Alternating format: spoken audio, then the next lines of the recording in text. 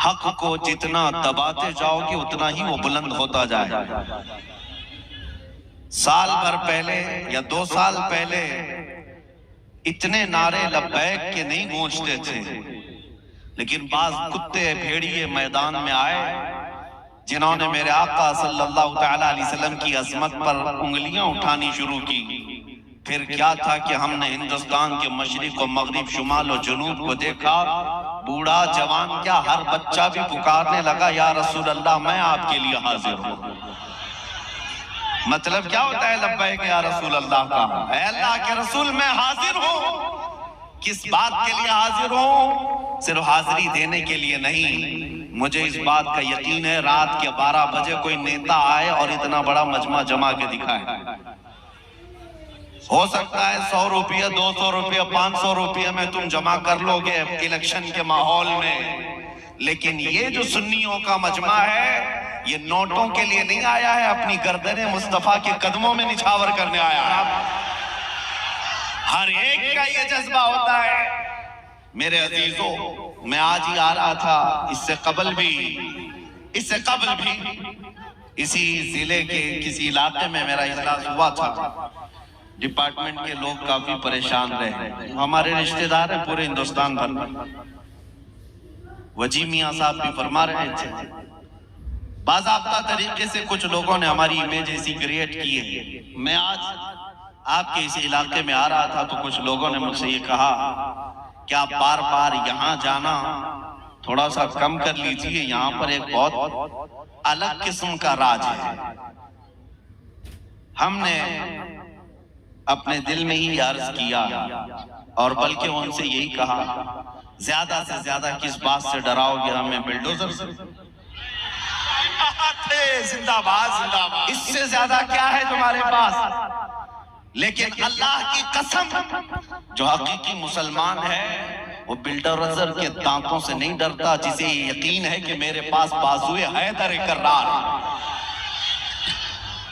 جس نے مرحب کو پچھاڑا ہے، جس کی طاقت کی بولتی پوری دنیا میں بولی جاتی ہے.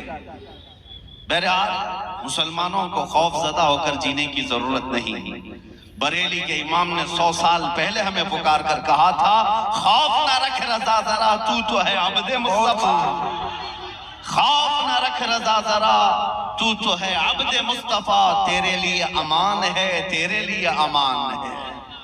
میں آج آپ کے سامنے چند باتیں عرض کروں گا. اے نوجوان، تمہارے پاس کچھ دولتیں ہیں جس پر تم کو خود احساس نہیں ہے، بلکہ ایک عظیم دولت جو تمہارے سینوں میں آج بھی ہے، جس سے پوری دنیا خوف زدہ بھی ہے، تھرائی ہوئی بھی ہے.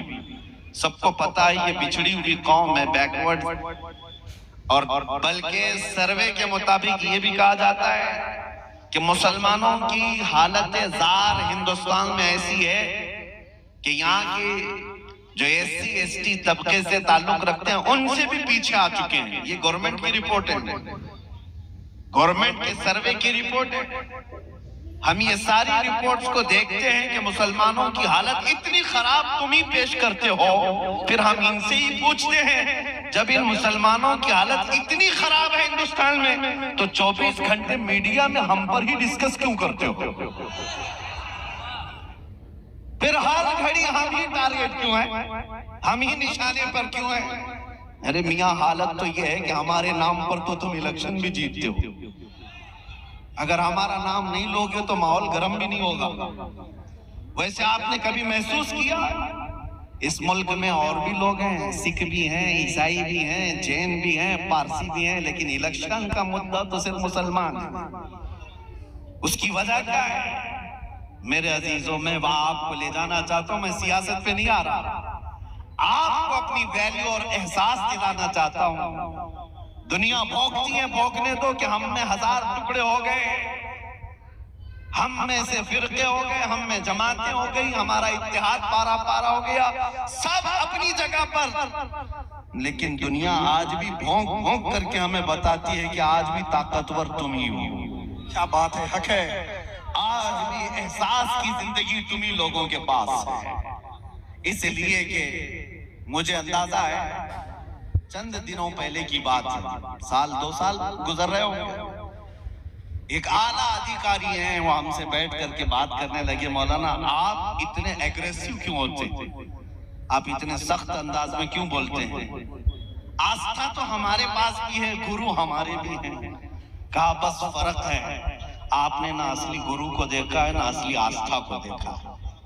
بات اتنی ہے، میں ایک مثال آپ سے پوچھتا ہوں کہ اگر میں یہ کہوں کہ آپ کی ماں بدکار ہے، ابھی میں جملہ پورا کیا نہیں تھا کہ وہ کرسی سے کھڑے ہو کہا کہ مولانا میں تو آپ سے بات کر رہا ہوں، آپ تو میری ماں پہ چلے گئے۔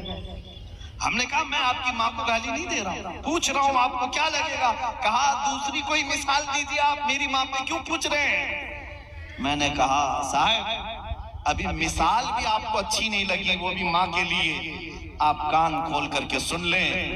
آپ جتنا اپنی ماں سے محبت کرتے ہوں گے وہ اپنی جگہ پر، کروڑوں ماں کی محبت سے زیادہ مسلمان اپنی نبی سے محبت کرتا ہے۔ کیا بات ہے، زندہ باد حق ہے۔ ہم اپنی روح اور جان سے زیادہ جب تک محبت نہ کر لیں مومن کامل بن بھی نہیں سکتے، اس وقت تک ایمان کمپلیٹ ہو بھی نہیں سکتا۔ محمد کی محبت دین حق کی شرط اول ہے، اسی میں ہو اگر خامی تو سب کچھ نامکمل ہے۔ کیا بات ہے، اسی میں ہو اگر خامی تو سب کچھ نامکمل ہے۔